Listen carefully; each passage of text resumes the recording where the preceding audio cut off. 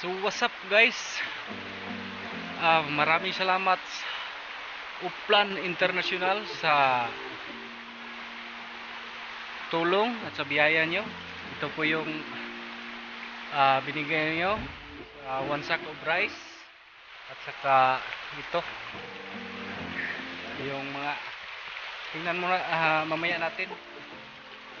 So hirap guys, ako lang mag-isa na dadala ito. Ayan.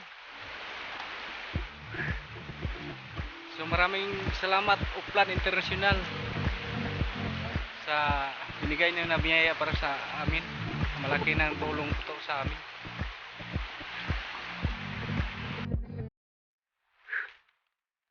Ang hirap guys. Sako at